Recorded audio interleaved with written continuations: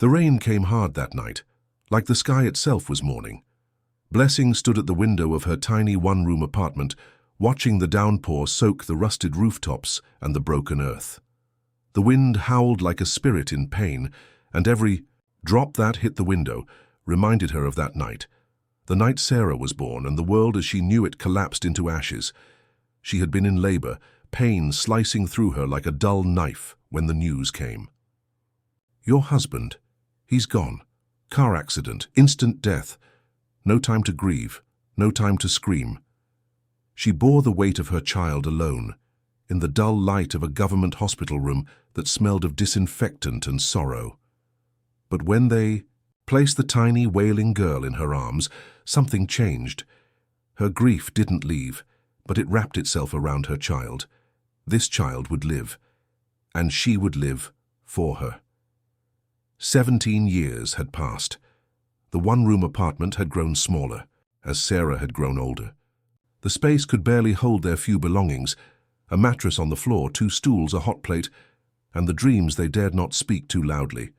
Blessing worked sun-up to sundown, scrubbing clothes, carrying bundles on her head under the scalding sun, sometimes going without food so Sarah could have enough. People often asked why she didn't remarry. She would just smile and say, "God gave me one child. She's both my joy and my journey." And Sarah, oh Sarah, she was light in a dark place and smart, kind, with eyes that searched the sky.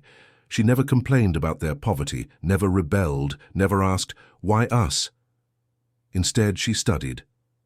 She read. She believed. When she got into university, it was as if the whole slum cheered. Neighbors brought her gifts: old notebooks, second-hand clothes, small coins. Blessing cried for a week, and then she worked even harder. But no matter how many bundles she washed, the final year project fee remained out of reach. 150,000. It might as well have been 1,000,000. Sarah tried everything, begging the bursar, asking professors. Nothing worked. And so, with a quiet dignity that broke her mother's heart, she came home and packed her things. "It's okay, Mama," she said. "I'll try again next year." We tried our best. Blessing couldn't sleep that night. The sound of her daughter's breath beside her, deep and peaceful, made her ache. She felt like she had failed her, failed the promise she made that night in the hospital, when she swore to make her daughter's life better than hers. And then, like a whisper from the heavens, an offer came. Madame Vic, a wealthy client who often gave Blessing her expensive gowns to wash, suddenly needed a new maid. "Come live in my house," she said. "I'll pay monthly, feed you, even give you a room. You can bring your daughter. She can help around the house." It felt like a miracle. Sarah was hesitant. "Mama, you'll be a maid in someone's house. I can't let them treat you badly." "Do you think I care what they call me?" Blessing replied, "If it means you'll sleep well and eat 3 meals, I will sweep their entire compound with a toothbrush." And so they moved. Madame Vic's mansion stood tall behind black iron gates, with roses lining the pathway and marble floors. Inside, it was another world. A world of chandeliers, wine glasses, and staff uniforms. For the first time in their lives, Blessing and Sarah had a room with a proper bed, even if it was in the servants' quarters. But not everything gold glitters with. Good. Joy, Madame Vic's daughter, didn't like them from the moment they arrived. Her eyes lingered on Sarah with suspicion. She laughed too loud, rolled her eyes too often, and warned the other staff with a smirk, "Be careful around the new girl. She's not as innocent as she looks." Sarah kept her head down, just like her mother taught her, but inside, something in her stirred. She didn't belong here. Not among gold-plated walls and girls like Joy who threw away food just because they could. Yet something about this house felt strange. And Sarah was about to learn that sometimes, stepping into someone else's world doesn't bring answers. It brings secrets, secrets that can change everything. The first few days in Madame Vic's mansion were quiet, too quiet. Sarah woke up early, swept the veranda, and helped in the kitchen. The chef barely spoke to her. The housekeeper eyed her with thinly veiled irritation. But none of that mattered. Sarah had grown used to silence and hard work. What shook her wasn't what they said. It was how much people in that house didn't say. Joy, Madame Vic's daughter, had a way of walking into a room like it belonged to her. She was beautiful in a sharp, polished kind of way, like a diamond that could cut skin. Her hair was always styled, her clothes always expensive, and her perfume lingered long after she left. But her tongue, that was her sharpest weapon. She made comments Sarah pretended not to hear. "Oh, you washed your clothes by hand? That's quaint. I didn't know maids these days had such pretty skin.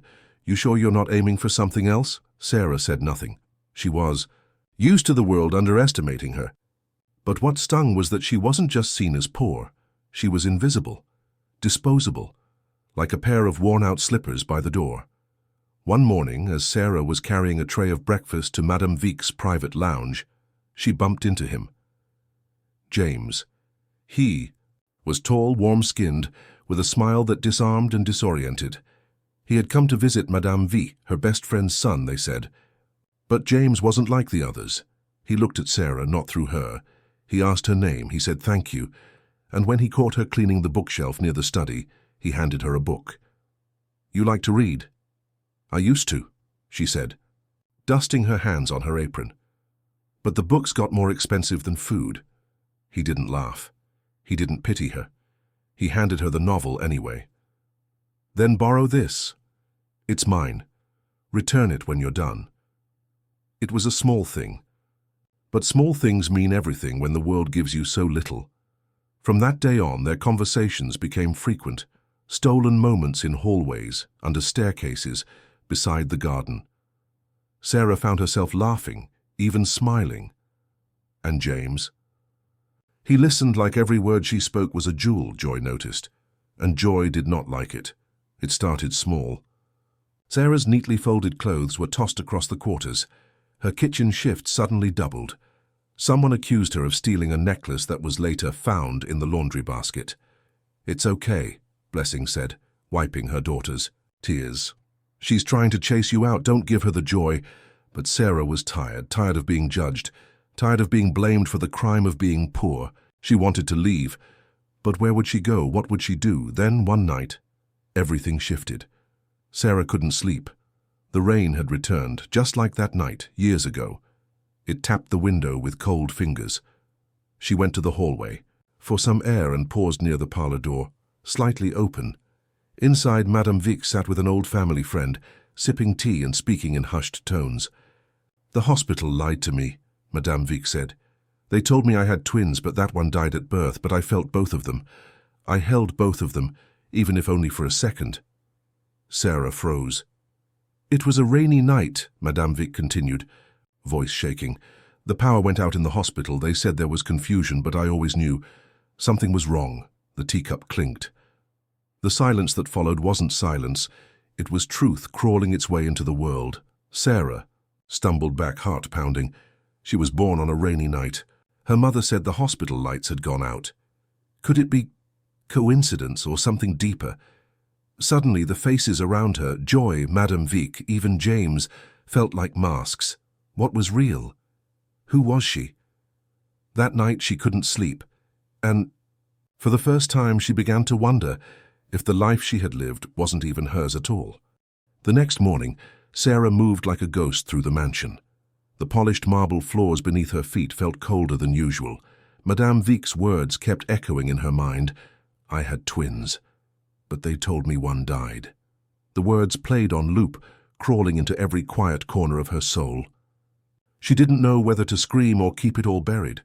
Could it be coincidence, or something much more sinister? She needed answers. That evening, while Blessing boiled yam in their tiny kitchen space, Sarah sat beside her, quiet at first, then suddenly spoke. "Mama, the day I was born. What do you remember?" Blessing's hands froze on the knife. "Why are you asking that, child? Just tell me, was it raining?" It was, the kind of rain that floods streets. Power. Went out in the hospital. I delivered you in darkness with a candle near the bed. You cried so loud the nurses said you were announcing your arrival to the spirits. Sarah hesitated. Did you ever feel like something was off? Like you were missing something? Blessing smiled, but it didn't reach her eyes. I lost your father that same day. That was more than enough pain for one lifetime. But that wasn't the end of it. The next day, driven by an ache she didn't understand, Sarah skipped her morning duties and went to the city hospital where she was supposedly born. She told them she was researching birth records for a school project. It wasn't a complete lie. This was an assignment her soul needed to pass. Old files, faded ink, dust dancing in the light. The clerk, an old woman with cloudy eyes, looked up when Sarah gave the birth date. The heavy storm that night. We had 2 emergency births, both girls. One family lost their baby, or so the nurse said. Sarah's fingers curled around the edge of the counter. Which nurse? The woman hesitated, then pointed to a photograph on the bulletin board. Retired nurse Florence Maid. She lives near the old train station now, alone. Sarah didn't wait. She took the address and ran. Nurse Florence's compound was faded, just like the old woman who opened the creaky door. Her eyes were dim, but her memory sharp, like a scalpel. When Sarah explained who she was, Florence didn't argue, didn't lie. She simply sat down and sighed. "I've been waiting for this day," she whispered. Sarah's heart pounded. She didn't blink, didn't breathe. "Yes, there were twins," Florence continued, "born minutes apart. One to a wealthy woman, Madame Vic, one to a poor widow, Blessing. There was confusion. The power had gone. Babies were swapped in the panic. The matron panicked when she realized the mistake. But then an opportunity came." Sarah's voice trembled. "What do you mean?" Florence looked away as if ashamed. "A woman came, a desperate one. She had money, influence, she wanted a child and couldn't have one of her own. The hospital director made a deal. Your twin was given to Madame Vic. You were handed to Blessing." Sarah's entire body went cold. "So, I'm not Blessing's daughter." "No, child," Florence said softly. "You are hers, just as much as if she bore you in her womb. She raised you with sweat and tears. She chose love over blood. But yes, Madame Vic is your biological mother, and Joy is your twin." It was like hearing thunder in her chest. Everything blurred, the room, the sounds, her past, her present. The memories began to rearrange themselves. Joy's hostility, the strange resemblance, the strange connection she felt but couldn't place. The ache of never quite fitting into either world. Sarah stood slowly, unable to speak. Florence placed a wrinkled hand over hers. "You have every right to be angry, but don't let anger make your heart forget who raised you." Sarah didn't reply. She walked out into the fading light, her feet heavy with truth. She didn't know what hurt more, that she had lived her life in the wrong identity, or that the woman who had loved her most wasn't her mother by blood, or that her enemy was her sister. The walk back from Nurse Florence's house was long. The sky was bruised purple, as if even the heavens were reeling from the truth Sarah had just uncovered. Her legs moved on their own. Her mind couldn't catch up. One name repeated itself in her head like a haunting song. Joy, Joy, Joy. Her twin. The girl who called her names, who humiliated her. The girl who never knew she was looking into her own mirror. And then there was Blessing, the woman who had wiped her tears, gone hungry so she could eat, bent her back over laundry tubs so she could study. Sarah remembered the nights when Blessing massaged her feet after long school days, or the mornings she whispered blessings over her head before exams. No blood connected them. And yet Sarah felt more like her daughter than anything else. When Sarah finally walked through the gate of Madame Vic's mansion, she felt like an imposter, a stranger, stepping into a place she had unknowingly belonged all along. The walls no longer looked grand. The chandeliers looked like cages. She found Blessing in the laundry room folding freshly dried clothes with aching arms. Her hands trembled from exhaustion, but her eyes lit up the moment she saw her daughter. "Where did you go, Sarah? I was worried." Didn't answer at first. She sat down. Her mouth opened, but the words came out in pieces. "Mama, there's something I found out today, something you need to hear." And slowly, like peeling the layers off a wound, she told her everything: the hospital, the twins, the nurse's confession. Blessing sat still, her face unreadable. When Sarah finished, the silence between them felt as wide as the sea. Blessing looked down at her hands. "So, you're not mine?" Sarah's voice cracked. "No, I mean, yes, I am yours, Mama. Maybe—" "Not in blood, but in every other way." Blessing looked up. Her eyes weren't sad, they were burning. "They may have taken you from my womb, child, but they didn't take you from my heart. I raised you, I prayed over you. I carried you in my soul. I don't care what blood says. You are mine." Sarah collapsed into her arms, and for a long moment, the world stood still. But one truth still lingered. Madame Vic, the woman who unknowingly had raised the wrong daughter. The woman who had showered Joy in gold, while Sarah had slept hungry. And what about Joy? Would she even believe it? That night Sarah didn't sleep. She stood by the window, staring at the mansion's garden. A few lights were still on upstairs. Joy's room, Madame Vic's room. Both women were living lies they didn't even know were lies. In the morning, Sarah asked to speak with Madame Vic. The woman raised an eyebrow when Sarah entered her private lounge, usually off-limits to staff. "Yes," Madame Vic said, folding her silk robe around her. "What is it?" Sarah swallowed hard. "I need to tell you something about the night your daughters were born." Madame Vic blinked. "Daughters?"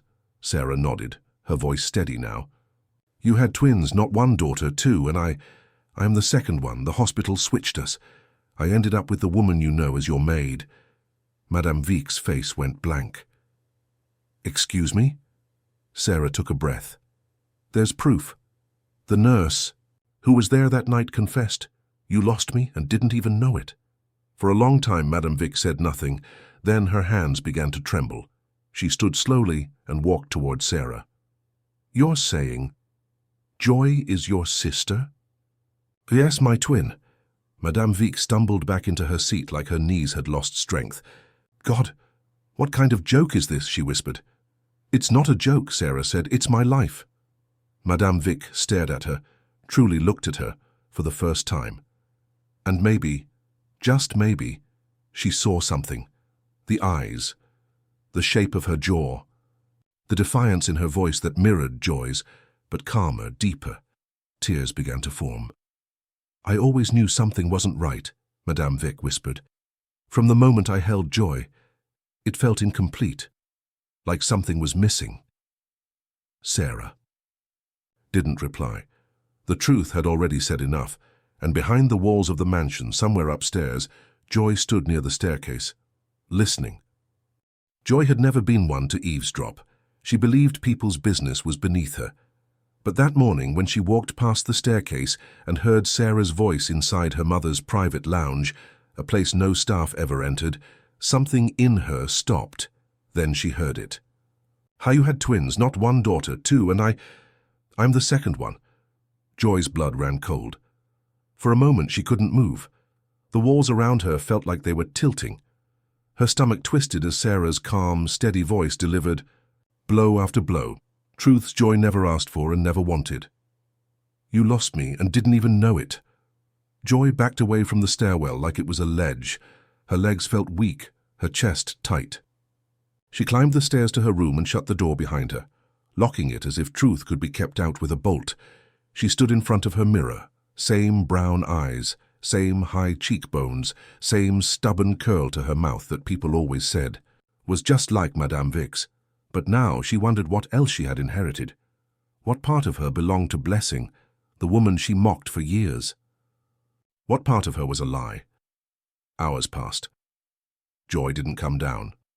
Madame Vic didn't eat. Sarah returned to the servant quarters, unsure what storm her truth had stirred. Blessing held her hand in silence. Later that evening, a knock came. Soft, hesitant, Sarah opened the door to find Joy standing there, not dressed in her usual fine clothes, not holding her phone like a weapon, but in simple slippers. Arms folded across her chest like she was shielding herself. Her eyes were red. "Can we talk?" she asked. Sarah stepped aside. Joy didn't sit.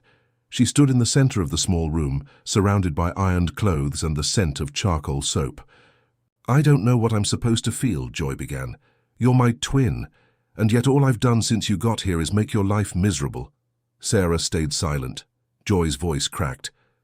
"I don't even know why I hated you so much. Maybe I saw something in you that I couldn't explain.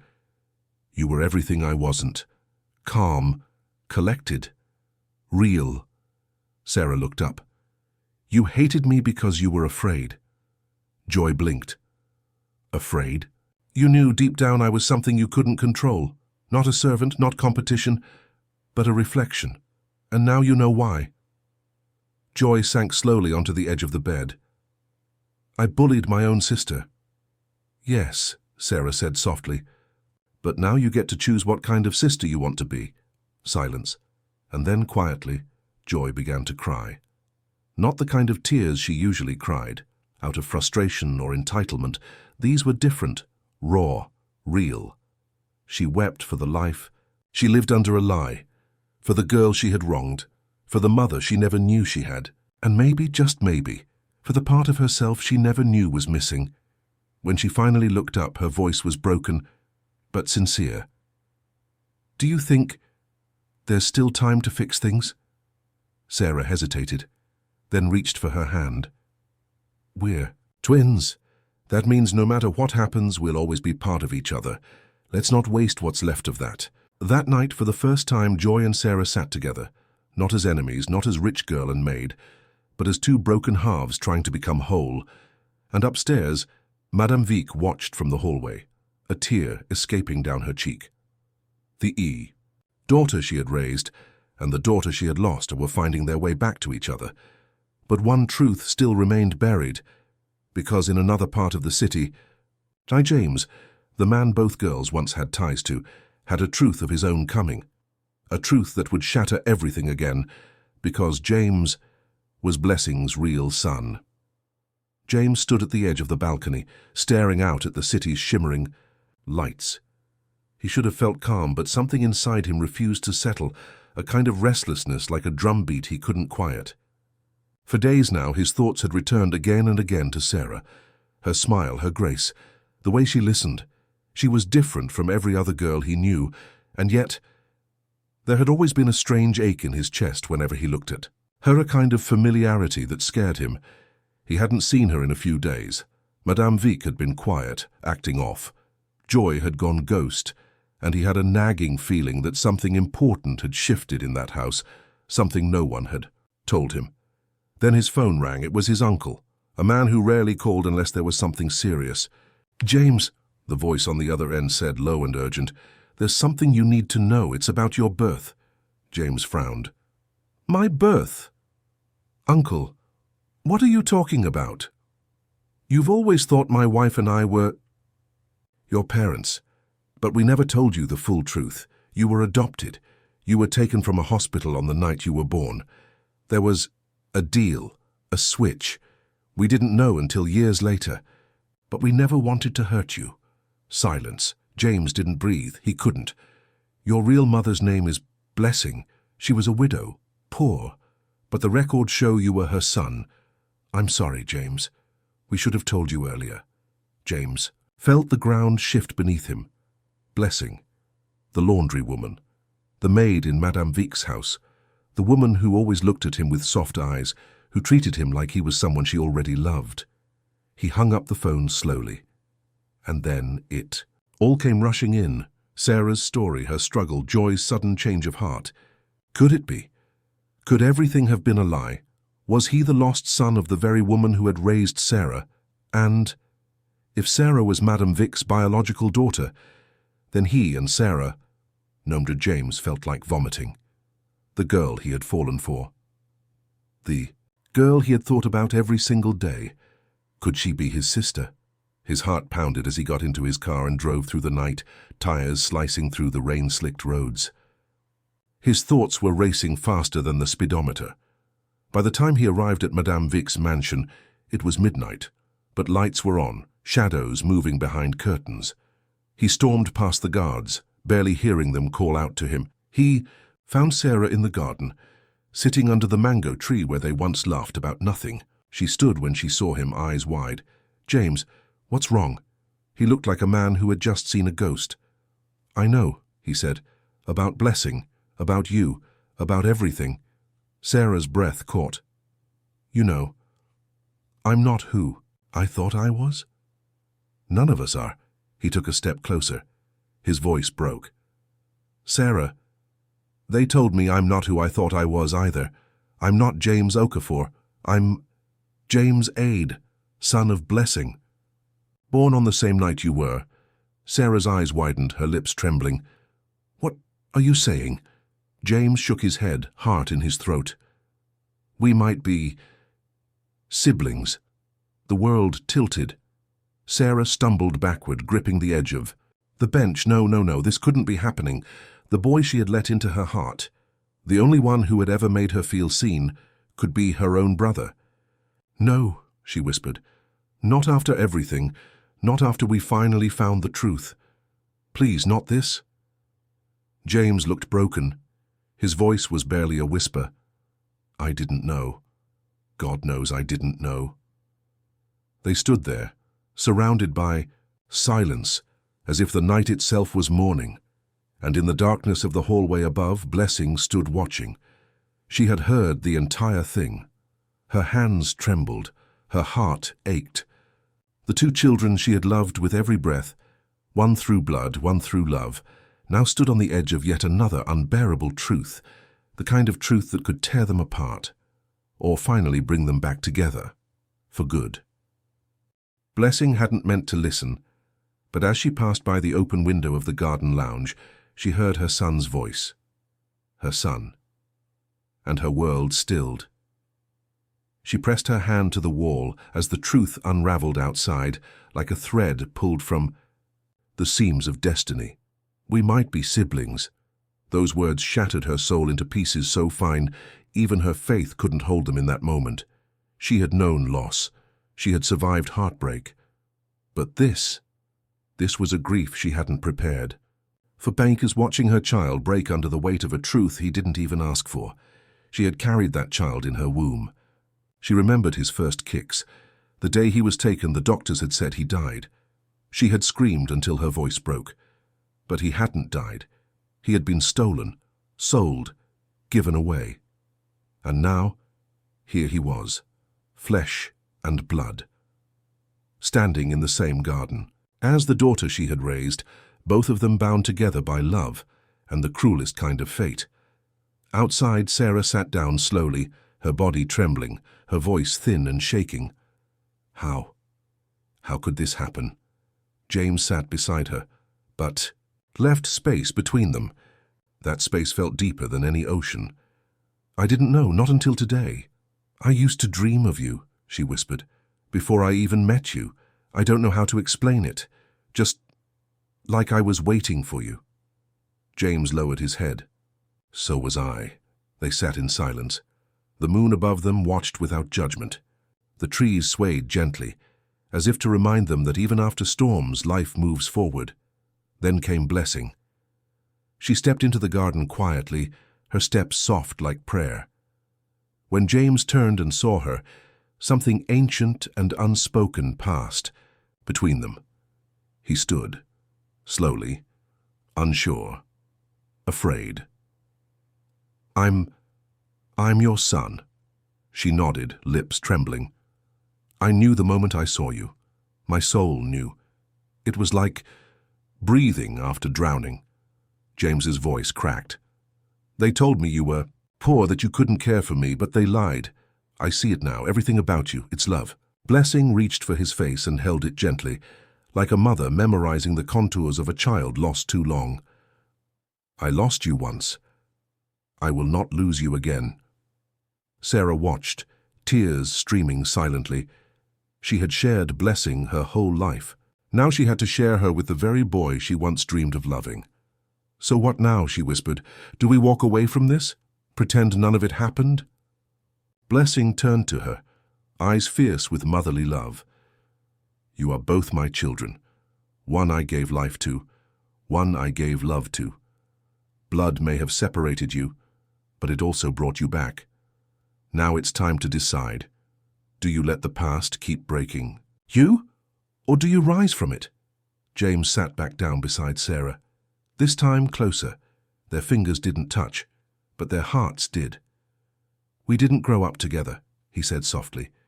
We didn't know we were related. What we felt, it was real and it was innocent. Sarah nodded, barely breathing. But now we do know. James looked at her. Then maybe we start again.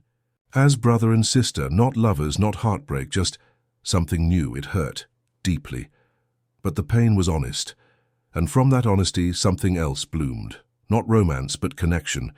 Not passion, but peace. The kind that comes when people choose to heal, rather than hurt. Back in the house, Madame Vic stared at an old photo of herself holding Joy as a baby. Her eyes were swollen. Her hands shook. I raised another woman's child, she whispered, and I didn't even know it. Joy entered. The room, quiet, barefoot, changed.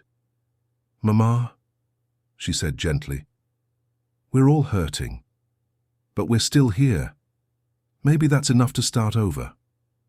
Madame Vic pulled her daughter close, holding her tightly, not because she was hers by blood, but because she was hers by choice. And somewhere in the background, the old mansion seemed to exhale, as if, finally, after years of holding in lies, it could breathe again. The morning air was quiet, that sacred kind of silence that comes not from emptiness, but from peace. In the garden, dew clung to the grass like soft tears that had nowhere else to fall. And beneath the wide, sheltering branches of the mango tree, the broken pieces of 4 lives began to gently mend.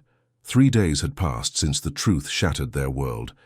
In that time, Sarah, James, Joy, and Blessing did something none of them had ever truly done before. They sat down and they talked, not the kind of talk that fills the air with noise, but the deep, raw conversations that leave scars exposed and hearts vulnerable. Joy apologized, not with flowers or fake smiles, but with trembling hands and a cracked voice. I hated you, Sarah. I was jealous. But underneath all of that, I think I knew. You felt like home in a way I didn't understand. I'm sorry. Sarah didn't speak right away. She let the silence carry the weight of what they'd been through. Then she stepped forward and hugged Joy, not out of duty, but choice. We both lost something, she whispered. Let's not waste what we found. James and Blessing spent long hours in the laundry room, not doing chores but rediscovering each other. He asked about his first kicks, about her cravings, about what she dreamed of the night he was born. She told him about the pain of losing him, the ache that never left. And in those moments, a mother and her son were reborn. But Sarah watched them with quiet longing. She had given up James as a love. Now she was sharing Blessing too, the woman who had been her entire world. And yet something strange happened. She didn't feel less loved. She felt expanded, like her heart was stretching to make room for more. One night, Sarah sat alone in the garden. The moon was high, the stars shimmered like ancestors blinking down blessings. Blessing joined her with 2 steaming cups of tea. You're quiet, my daughter, she said gently. Sarah looked up. Am I still yours? Blessing took her hand, the same hand she once held as a toddler afraid of thunder. You are mine more than anyone ever could be. The world may call me your adoptive mother. Let them, I call you heart of my heart, and no one can name you more than that. They drank tea together in silence. Not everything needed words.